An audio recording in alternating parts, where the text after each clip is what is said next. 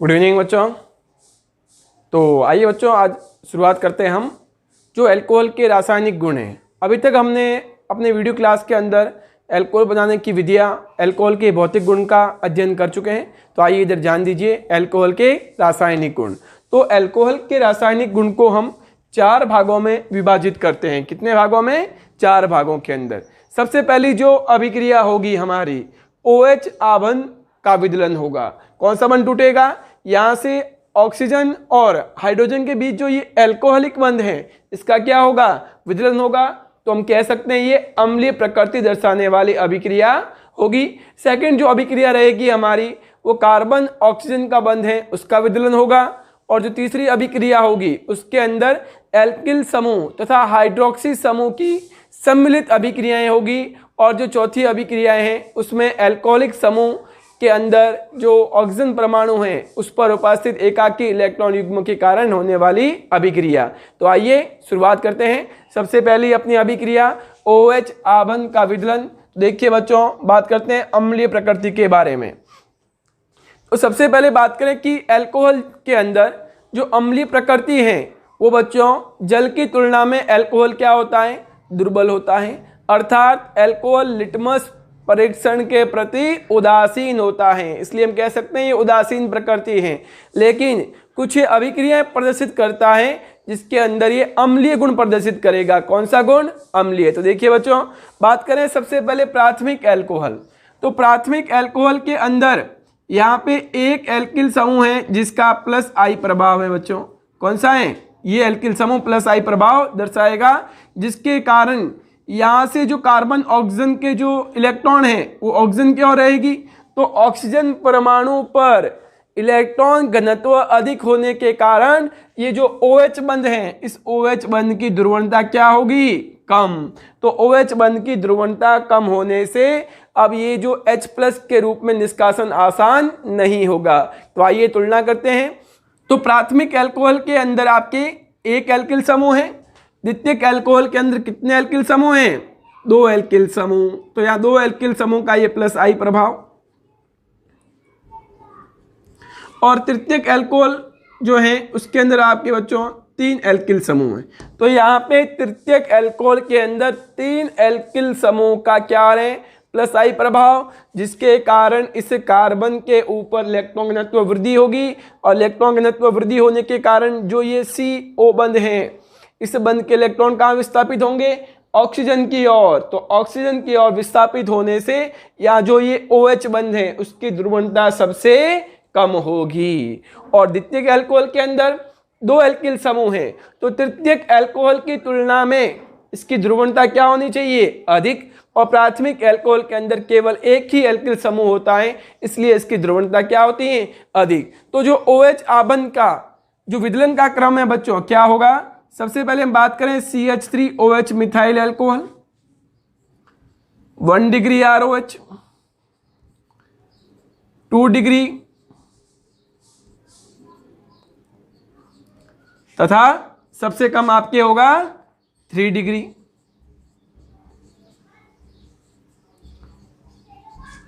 तो ये OH आबंध की क्रियाशीलता का क्रम होगा। सबसे अधिक अम्लीय प्रकृति कहें तो किसकी होगी? 1 डिग्री अल्कोहल की अम्लीय प्रकृति क्या होगी? अधिक। तो अम्लीय प्रकृति और OH बंध के विदलन का जो क्रम है बच्चों, क्या रहेगा? ये अभी हमने जो देखा है ऊपर। आगे समझ में? तो हमें ध्यान रखना है।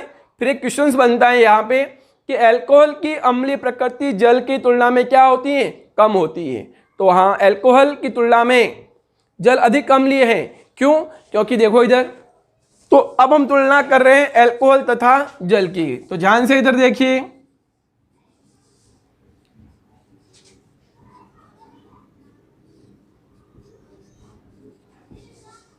तो जल के अंदर केवल ऑक्सीजन परमाणु के पास में कौन है?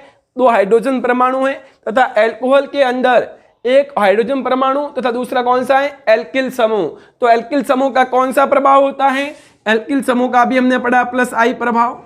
तो +I प्रभाव के कारण यहाँ पे इलेक्ट्रॉन घनत्व क्या होगा? अधिक। तो इलेक्ट्रॉन घनत्व अधिक होने के कारण इस OH बंध की ध्रुवणता क्या होगी? कम होगी। इसीलिए अगर हम देखें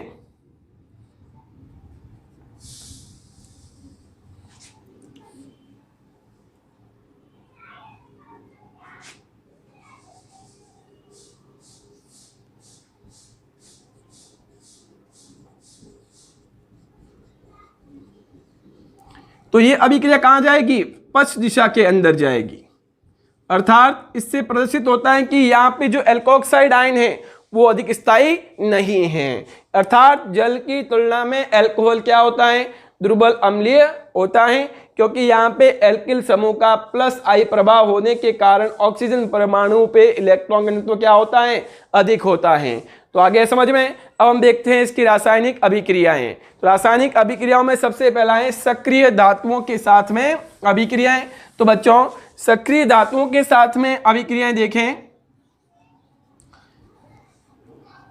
तो सक्रिय धातुएं बच्चों कौन कौन सी, सोडियम, तो सक्रिय धातुएं जैसे सोडियम, पोटेशियम,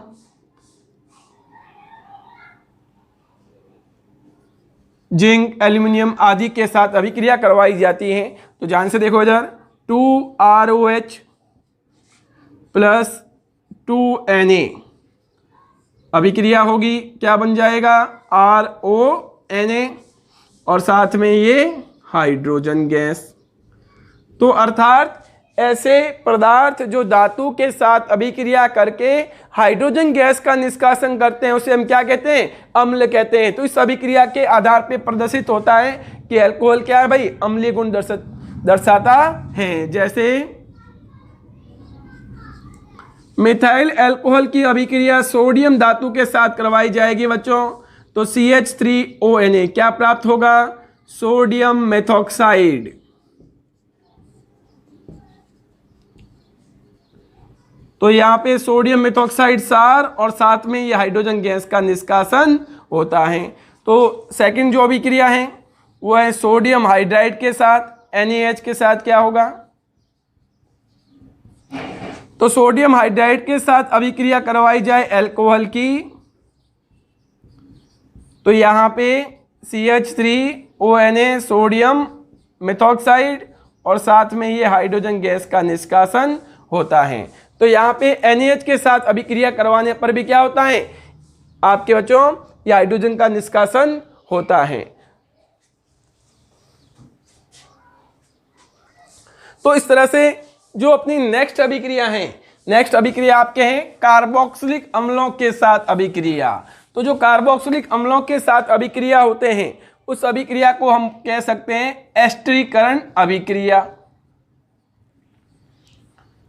तो अपनी नेक्स्ट अभिक्रिया है एस्टरीकरण अभिक्रिया, या कह सकते हैं कार्बोक्सिलिक अम्लों के साथ में अभिक्रिया।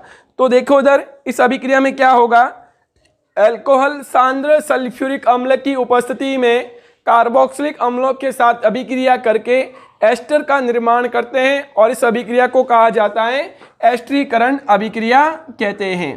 तो अल्कोहल की अभिक्रिया किसके साथ करवाएंगे, कार्बोक्सिलिक अम्ल के साथ में,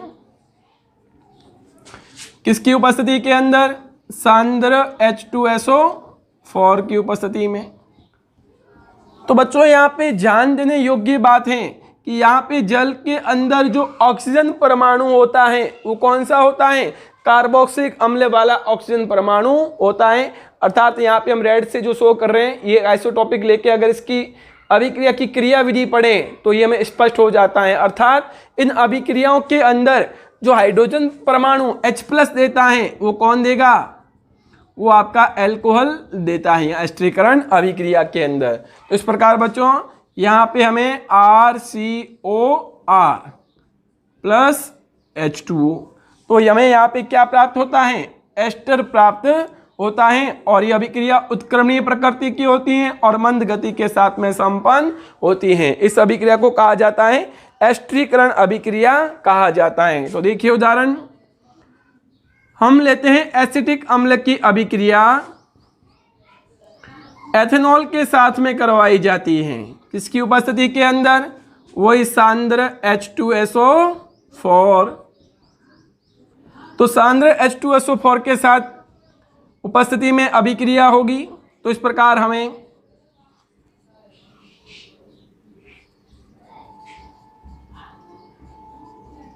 क्या प्राप्त होगा, एथिल एसीटेट। इस तरह से एस्टरीकरण अभिक्रिया हम देख। तो यहाँ पे एक महत्वपूर्ण बिंदु है बच्चों, एस्टरीकरण अभिक्रिया के अंदर विभिन्न अल्कोहल तथा विभिन्न कार्बोक्सिलिक अम्ल की क्रियाशीलता का क्रम। तो ध्यान रखने योग्य बात है कि यहाँ पर जैसे जैसे एल्किल समूह की संख्या बढ़ेगी तो क्या होगा, उसकी क्रियाशीलता में क्या आएगी, कमी आएगी। तो देखिए बच्चों, बात करें इनकी क्रियाशीलता का क्रम,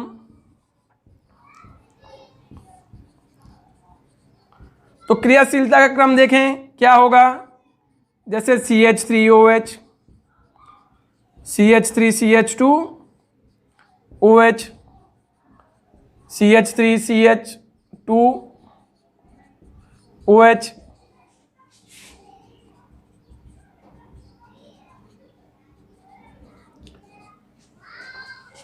और कार्बोक्सिलिक अम्ल की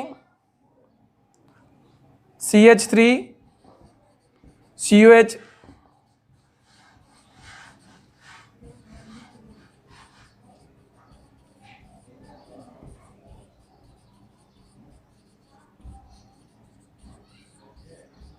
तो इस तरह से जो इनकी क्रियाशीलता का क्रम होगा वो ये होता है। अर्थात अगर एल्किल समूह छोटा होगा तो अभिक्रिया आसानी से होगी, क्योंकि यह अभिक्रिया अम्लीय प्रकृति वाली है। तो यहाँ पे अल्कोहल की क्रियाशीलता का क्रम ये होगा और विभिन्न कार्बोक्सिलिक अम्ल की क्रियाशीलता का क्रम ये होता है। तो यहाँ पे ध्यान देने योग्य बात है कि इस अभिक्रिया के अंदर जो H+ का निष्कासन होता है वो अल्कोहल के अणु से होता है, न कि कार्बोक्सिलिक अम्ल से। तो